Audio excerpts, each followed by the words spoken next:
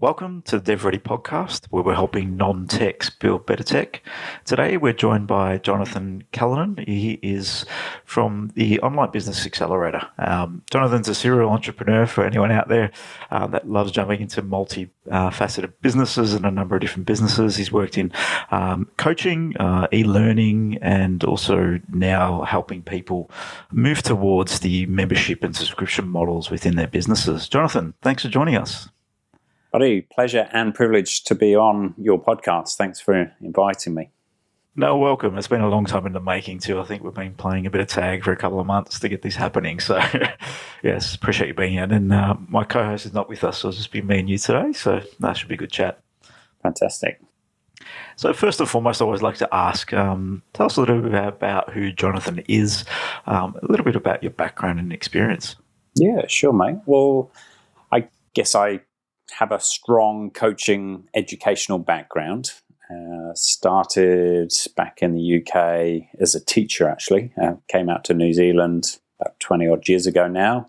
Went into the personal training space and coaching, and then wanted a new challenge. Got in from the personal training space. I set up a bit of a health site for my clients to connect them with multiple different practitioners and therapists. Now, that was just a small on-the-side project. I thought, well, I can advertise other clients, practitioners as well. But what started off as a small project turned into a fully blown nationwide natural health directory here in New Zealand, which was interesting. And that sort of took me on a different course. So came out of personal training, went into the sort of the digital space, and obviously, Natural Health Directory was an advertising platform first and foremost. So that kind of got me venturing into weekly, monthly subscriptions. And I didn't really realize that at the time. I mean, this is back in 2009, but how big subscription model was going to be and how the subscription economy was going to blow up. But back then, it was kind of like a nice have, to have clients on retainers. So that from there, I guess I worked with multiple different coaches, consultants, practitioners. Turned from 2015, we took it into the sort of business coaching space and doing a lot of digital marketing, funnels, Facebook ad campaigns, SEO, you name it, everything digital for service-based professionals. And we ended up in the software space, given our own frustrations of using multiple different software to achieve, one outcome. And I think the fact that we were just drowning in software subscriptions a few years back, we thought was probably a better way to do this, because we were already providing software to agencies, to other digital agencies, to run their Facebook ad campaigns for their clients. So we wondered, in the learning space, if there was a better way to, find a solution that kind of encompasses the marketing, the community aspect, and all of the communication side of things as well. So that's sort of led us down the path of the last couple of years of creating an all-in-one piece of software, which again, you can't run from who you are. We're providing that to educators, to coaches, but this time we're just on the different side of the fence, creating the software for these guys rather than educating ourselves as much. And there's a lot of context there, so thank you for sharing in the depth and breadth of experience and just learning within business models and evolving through business. I think especially people that are early on in business, it always evolves and it always changes and shifts. And if you're willing to push the boundaries and evolve with it and look at the challenges that are presented in front of you, opportunity can arise. So it appears that you've gone through that journey over the past, what is it? Oh, you're in a 12-year space, given 2009? Yeah, it's about 12 years now in the digital space. Yeah, it's a lot of changes. It has changed a lot. We started our core business in 2008, so 13 years. That's why I didn't have to look at the numbers. When he said 9, I must be 12 years. Yeah, right. So, yeah, pretty close. Yeah, pretty close. Yeah. But there's been a lot of change occurring over the time frame in terms of what's been happening. In terms of subscriptions so early on, that would have been a little bit challenging to maybe understand what that meant for customers at the other end that maybe weren't used to subscriptions. Tell us a little bit about that.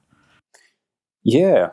Well, I mean, subscriptions, I think if you look at our own consumer behaviors and habits over the past 5 years. They've shifted dramatically in terms of, how we're consuming food, entertainment, how we go about our daily lives, with tasks and everything else. I mean, even bills that we pay for that, you don't think about, power and stuff. That's now like some weekly options, there's monthly options for power, there's apps for power, pretty much for anything, because I think the app space really changed the whole face of the subscription economy. And I guess it was always coming, but what the app explosion has done is really accelerated this process to the point now where every small business has to be thinking in terms of subscriptions and be thinking of retention, because that's exactly how our customers are being conditioned. Their habits, they're being conditioned to spend weekly, monthly, even stuff like Afterpay, and that is effectively a subscription. Pay 2 weeks, pay an installment over a period of time. But I mean, we don't put a label on it, but that's what it is. It's the subscription economy in full boom. So with small businesses, I guess, well, you've got to meet your customers where they're at, and cater to their habits, their needs, their expectations as well, especially around technology, because pretty much if you're running a tech business, every other tech business is a subscription-based business first and foremost, but that runs all the way through to service-based businesses, product-based businesses. If you look at, I always think of the Razor Club.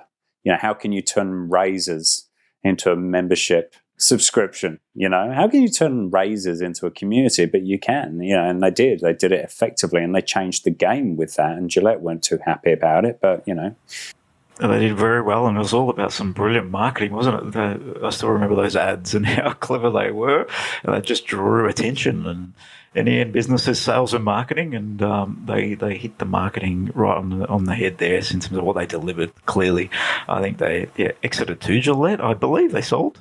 I think that was something like that. Yeah, I believe so. Yeah, so for some big dollars. I believe so. Yes.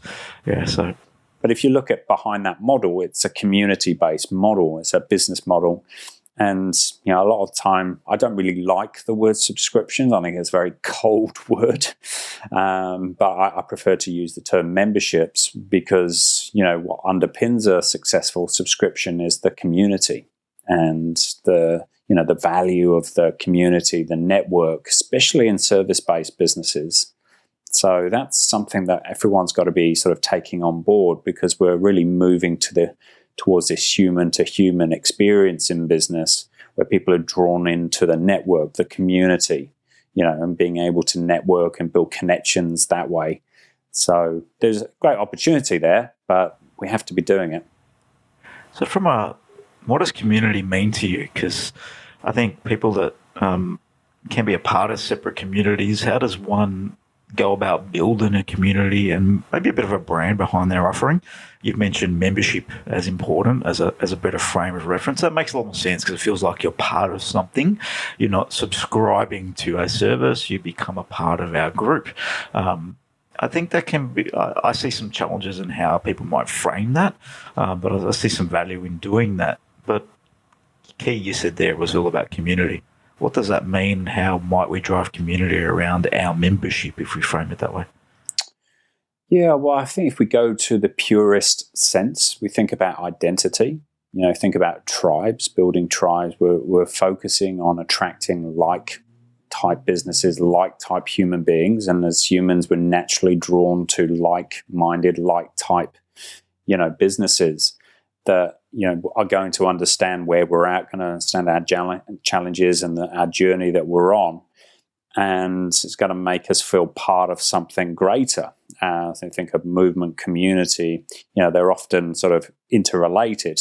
Building a movement, you build a community, right? So people want to feel part of something greater than themselves, but they also want to be able to connect with people that actually understand and get them as well, over and above being a client of you, Andrew, and because that whole service provider client relationship is really is morphing into more of, like I say, it's not about you, it's about us. It's about the value of the network, and that's what's going to keep people in your space, in your business at the end of the day.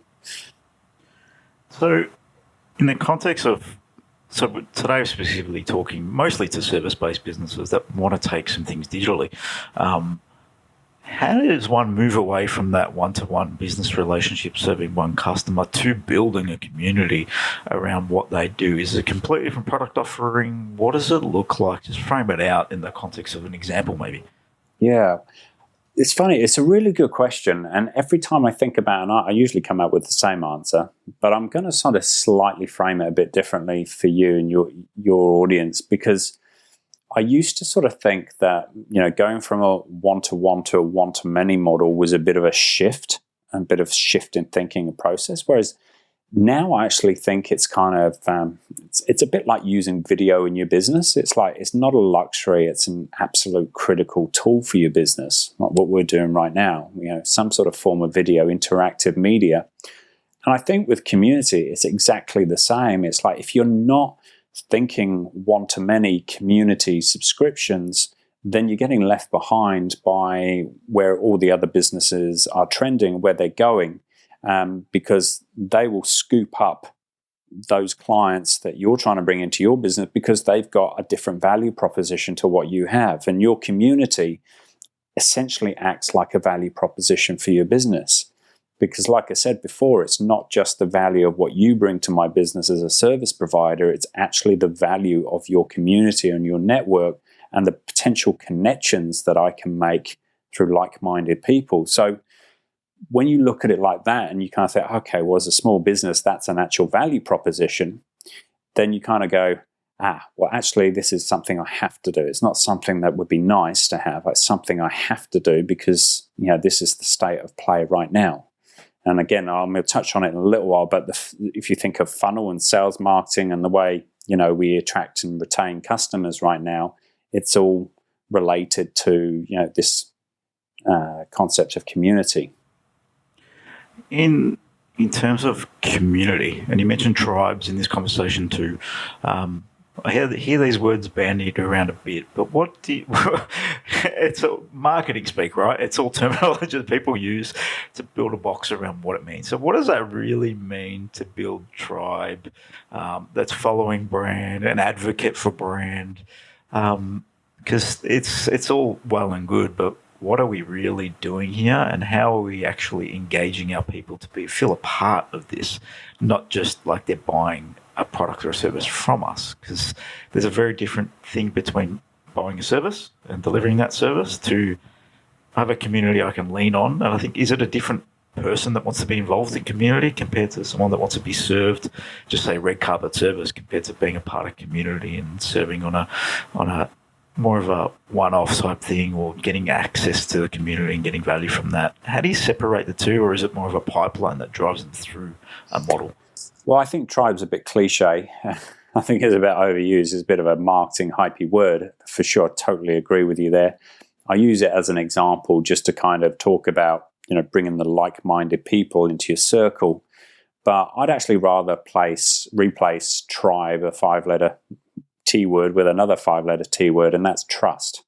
And that's what tribe is. And if you see it as trust, and you're creating trust by creating a circle full of people that act as your, brand advocates, your referral partners that bring in other people like them, their friends, their business colleagues. That's really what it's all about. It's creating that trust, creating more of an intimate connection, of course. If you think of social media, social media has changed the playing field in terms of how we connect with our customers and how deep that connection is. And again, it's something we have to be embracing. But, it's, if you think of social media, you've also got social proof so if there's people, attracting plenty of audience and plenty of members into, their so-called tribe, their audience, their community, then others connected with those people are going to be looking at them going, oh, okay, well, this must be interesting because so-and-so likes them, or, so-and-so follows them. And that's really, that is the power of social media. And that's why it's so important to build a community, because of that social proof and widening reach. You mentioned that you've obviously built a product to help assist people move from the one-to-one to the one-to-many. We won't dig into too much around how that went today, but I think there'll be a follow-up episode in terms of building the tech and taking you on that journey. But for today's conversation, if a business is working in a social environment,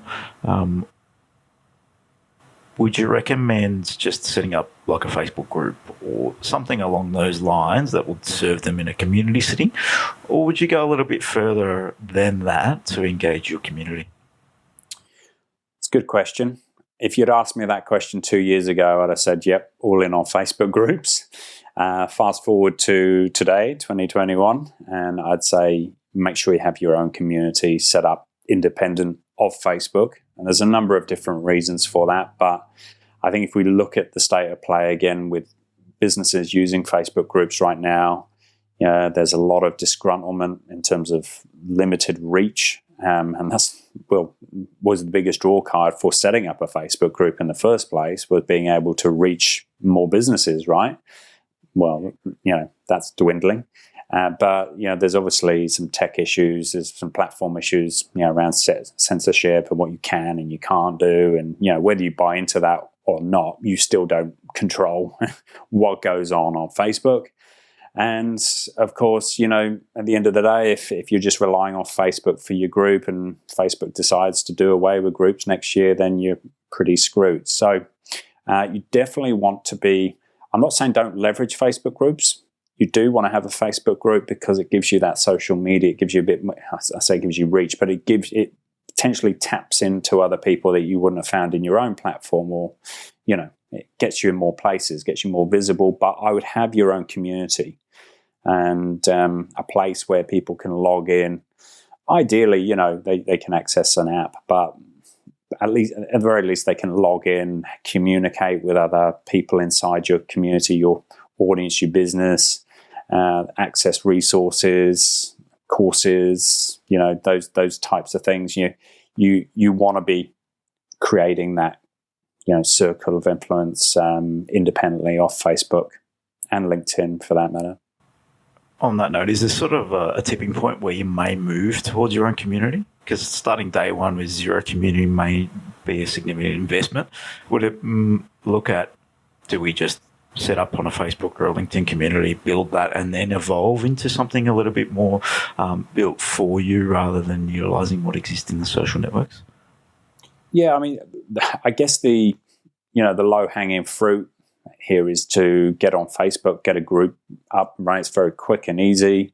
Start inviting people. So, absolutely leverage Facebook's tools, because Facebook is, the social platform, and you might as well do that in the early days.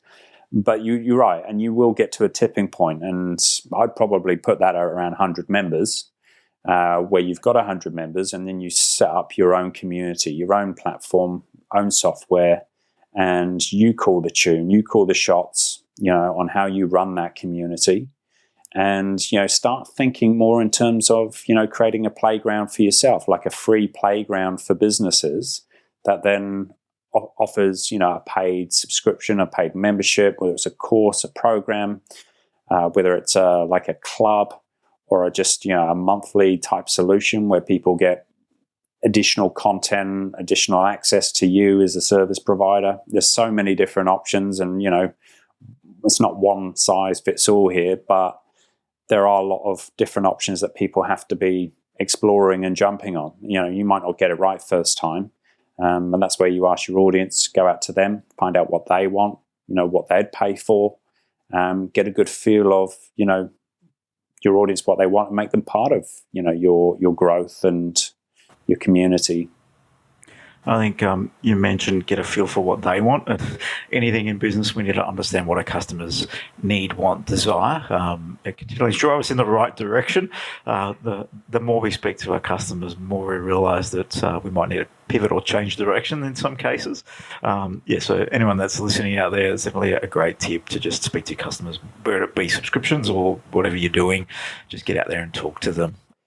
Talk to them, empower them, make them part of your rebrand, your business growth. And like you asked before, Andrew, about, how do I feel about community stuff? Well, if you asked any other business, they would say, well, I don't know, but they should know. They should be putting a survey out to their audience. They should be asking them, would they value a community aspect to the business where they can network with, other customers, other like-minded type people, because if you're not, you're kind of doing yourself a disservice, and effectively, you're putting yourself behind your competitors that are doing it.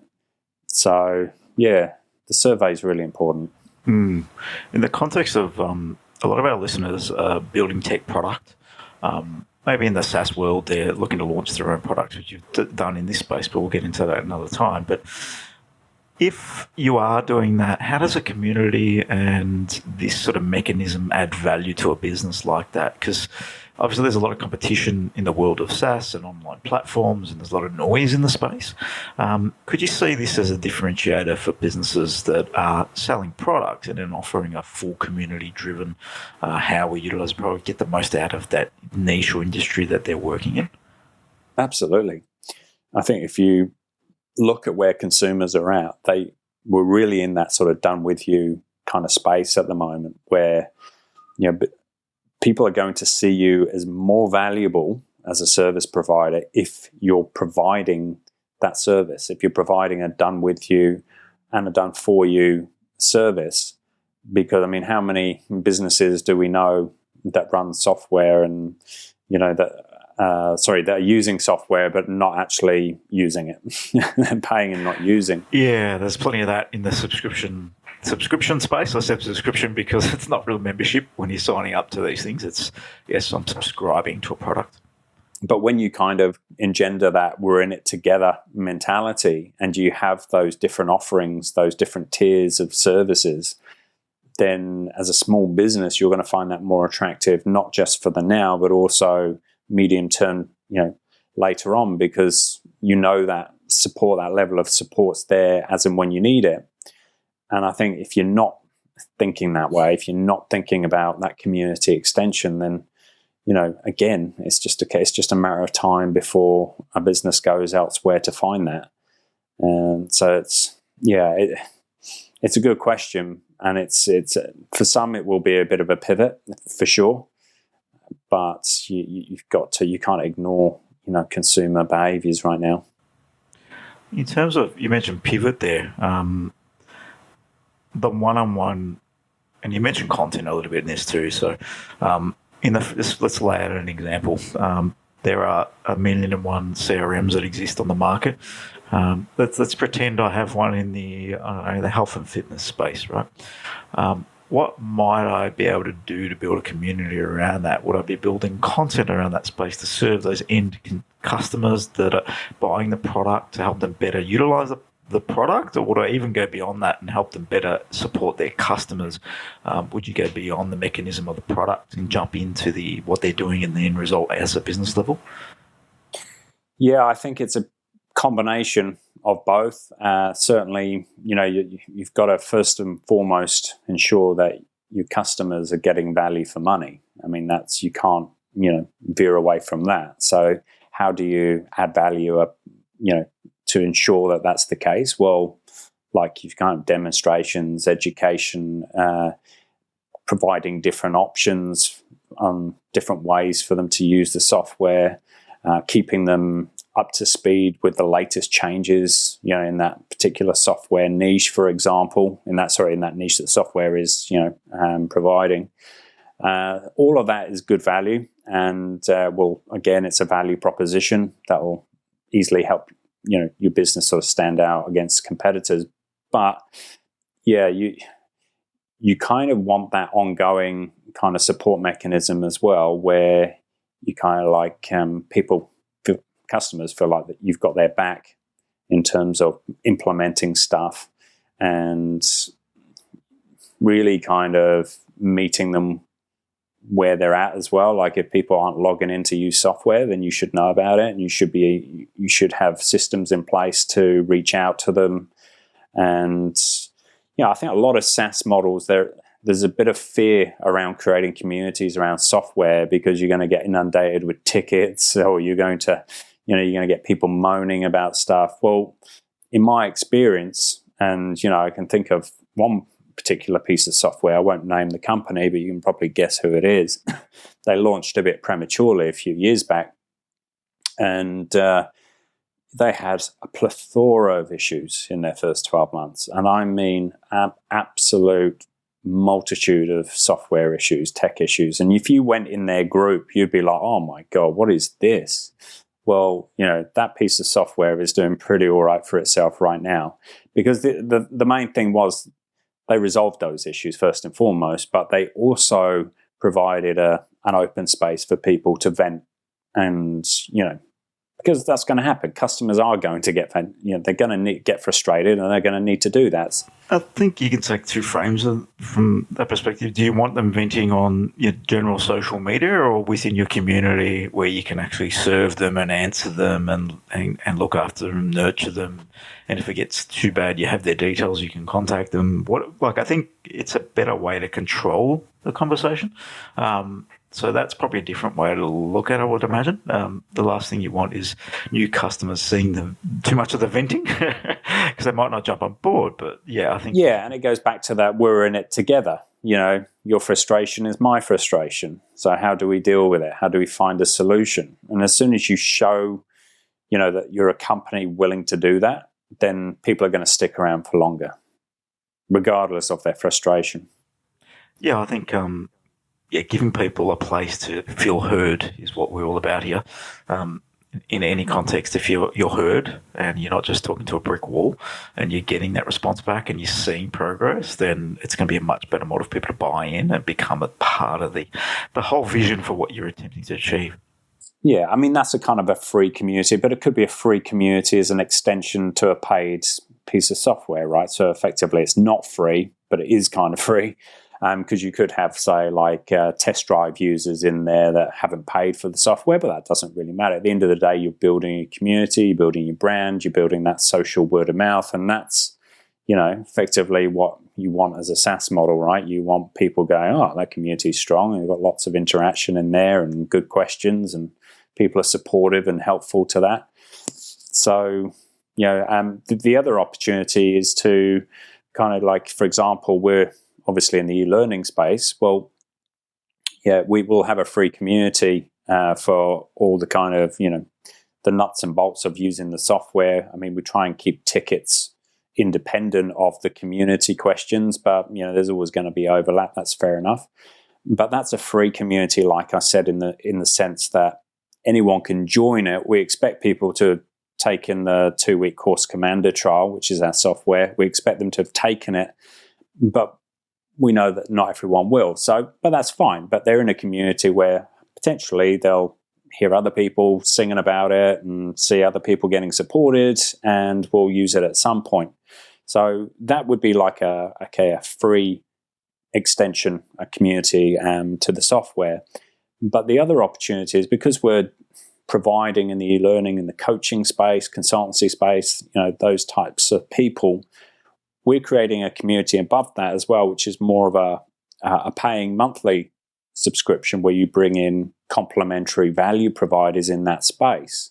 And there's the opportunity, and it doesn't have to be much in terms of a paying subscription. It could be like $27. It could be tokens almost, Right, exactly. It can be just small people kind of, I mean, you say pick a number, and it's a good point, but if you try and pick a number that's kind of, comparable to something that they're paying in their real world for $27, and you kind of go, okay, well, that's nothing. That's just like, pay that. then you can kind of go, well, yeah, that's at that level where it's just a no-brainer, But you're providing that value, you're providing some trainings, they get additional resources, because I do believe it's quite difficult to go from a free community to getting people into your high-level services, paid programs, whatever it is, because people in free communities are being conditioned to free. So you've got to be careful with that. There needs to be some sort of intermediate step there, and a low-paying subscription is the best way to do that. I think that's a fair point. Yeah, conditioned to free. As soon as it's free, you get everybody jumping in, and there's a price point. They do. They shy away. Yes. One thing you did mention, and a question I sort of had, was how might someone encourage people to interact with the community, especially when they're early on? What's some of the things you can put in play to get people to actually start participating, especially when it's really raw and you're beginning community? What's some of the tactics you might use there? Yeah, I mean, just fun elements are really important. Engaging, fun type posts, group sort of contests, challenges. Challenges are a good one because, you invite other people in, you make that part of the challenge to invite other people in, have like leader boards and stuff, credits, and, give away bits and pieces from time to time for those that are participating the most in the group, or, inviting other people in, and, whatever it is. Obviously you need to be able to measure it. But you've just got to kind of, engagement posts have got to be really high in those early days for that first 100 users, because content is not going to get much, interaction, just because you think of reach limitations, and there's so much content out there these days. There's so much content, right? Yeah, correct. We're flooded. So you've got to have right. So you've got to sort of show a different face, if you like, to your business. And by, making it a bit more fun and interactive, kind of almost gamifying your group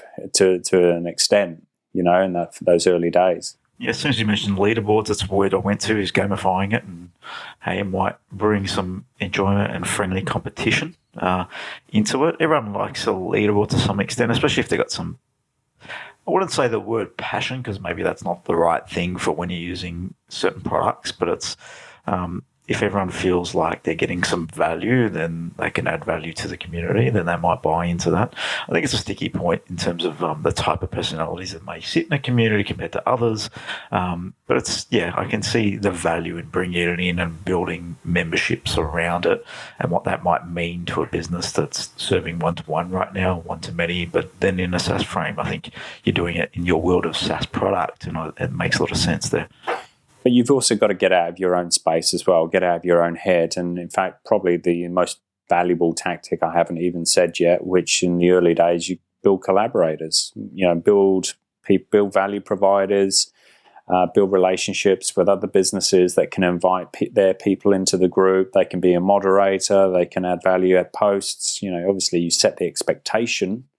That's very important. You don't want just to be inviting people just to spam your group, but, it's on the provider. That's where you need a vision for your group as well. You need kind of like a code of ethics, if you like, so that any collaborator has a one-page PDF that just, they read through, they know exactly what the code of ethics are, and, what the overall vision is for the group and the community, and they buy into that or they don't. But, you ultimately you're left with people that provide more content. There's more expertise in the group, and of course they can invite more people into the group as well. That can be part of, the expectation for them adding content. I think that's quite a bit of thinking in terms of building the collaboration. Because a community is not built by one. The word we need many, and many perspectives. I think solo builders. Yeah.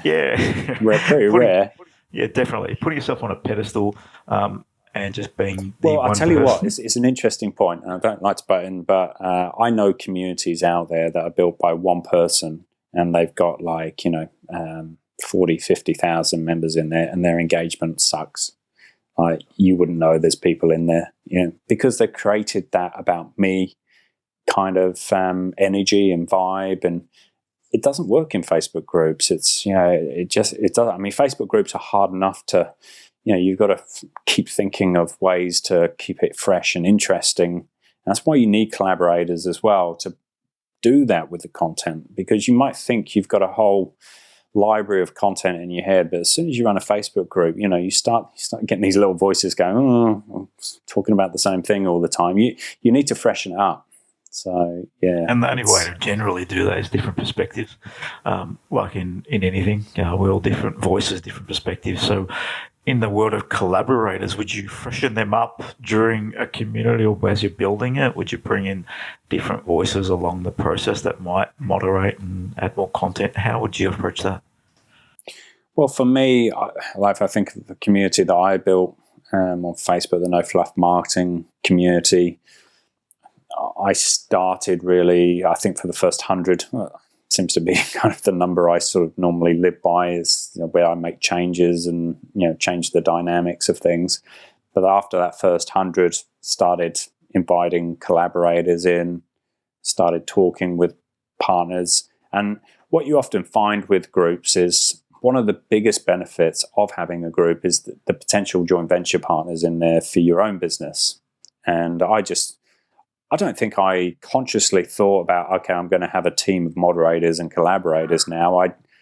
Like anything, it naturally evolved that way, because, you reach out to people, you find the synergy and win-wins with their business, then you invite them in the group and you go, by the way, would, you'd like to be part of the group in a bit more of a regular basis, providing value, jump on some interviews, and invite some of your own people in as well. And people are generally very open to that idea. You'd be surprised. I mean, if they're running their own community, often you find that, you just do some swap interviews, swap trainings, but, people are very open to doing that. I think, there's plenty to be said with that. And it's like anything in business. If you are in a position of starting out and thinking about evolving product, or in the middle of building product, commercializing, we need a network. We need collaborators. We need people we can work with, people that we synergize with. And I think in the same context as what this podcast has become for us is connecting to brilliant, like-minded people.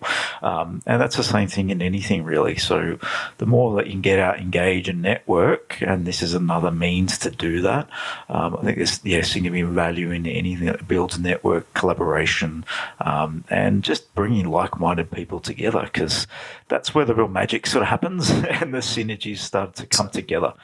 Yeah, it is. Yeah, you go much further together, that's for sure. And don't underestimate the brand authority side of things as well, of having your own group. Having your own group with 1,000, 2,000 members in is seen as a real selling point to a lot of businesses that don't have a group.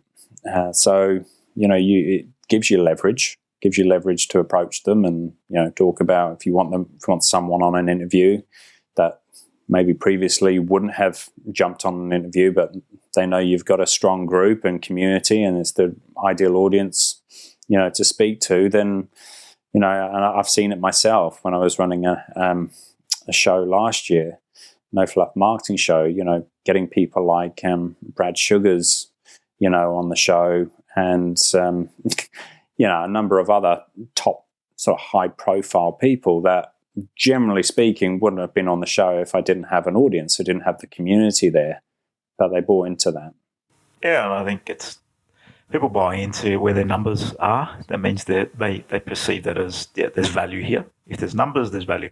And that's generally how we rank and rate anything. So, yeah, I think anyone... Is you still running the No Fluff Marketing podcast? No, discontinued. Discontinued. I was going to lean anyone down there, but that's okay. I know. No, I'm just interviewing a few people from the group at the moment, just to sort of on a weekly basis. Just to, again, it's another way to freshen up the content in the group. Just get members actually on a hot seat type 25 half an hour interview. So, but no. Yeah, no, I think it's always evolving, and I think you can get sort of stuck in a bit of monotony of the way you approach things. So, yeah, you need to be thinking differently all the time, and yeah, hats off to you for doing that and doing something different. In terms of starting out a community, where if I'm in business running something, if I'm running some a product, what's the first step? Do I just jump on Facebook, start my community there? Do I plan this out, strategize? Where do you recommend people start? Well, if they're starting from scratch and no audience, do you mean? Yeah, pretty much. Oh, they might have an audience. They may have customers already. How do they begin to maybe engage them into a community? And what's maybe a couple of the first steps they might want to think about? Okay, well, I mean, the first thing is to reach out to those people that you've already got in your audience, whether it be customers, prospects, past existing customers, doesn't matter. But, just kind of, instead of just reaching out to them and saying, hey, I'm running a Facebook group, would you like to join? Which is very boring, very bland. Kind of, again, no, it's not. And you're not going to get a great uptake doing that either. So think about your vision. Think about why you're creating the Facebook group. How is that going to improve their lives? And then articulate that in an email. Get that information out to people, whether it's on a call or email in person, doesn't really matter, depending on how your business model works. But, just think of the 3 key advantages, key benefits for, your existing audience to be part of that community. And that's the first step. The second step is then to turn them into, word of mouth evangelists, I like to call them, and, invite other people into the community and, then just build it exponentially, because groups will build exponentially if you keep doing it the same, keep working on the same growth building tactics, and you bring in partners, collaborators to invite other people in. But, you've got to be in it for, good 2-3 years. It's not something you can just do overnight. It needs time and effort to invest, learn, understand what the community really needs, and evolve with it. Like you said, you need to be basically getting a good understanding of why they're there and why they're going to come back. Because, if you're not freshening up too, that's one of the probably biggest challenges within a community. It can dwindle away if it's just the same old. So there's a bit of takeaway there. But I think one of the key takeaways from me from this conversation is just get started, talk to your customers, talk to people that you may want to attract, understand why, like anything, why you're in business, why you want this part of this business, why you need a community. Do you really? I think that judgment needs to be said. So there's plenty of content for people to start thinking about this. So really good content here. Jonathan, thanks for sharing it, mate. It's been a pleasure, buddy. Thanks for inviting me on. No, will do. And like I said, there'll be a take 2 with Jonathan coming up in the future, which will be looking at more product and how he's gone about building technology. So listen in for when that pops in. So Jonathan will share in the show notes all your details and how people can connect. So really appreciate you coming on DevReady Podcast. Thanks, brother. Appreciate it.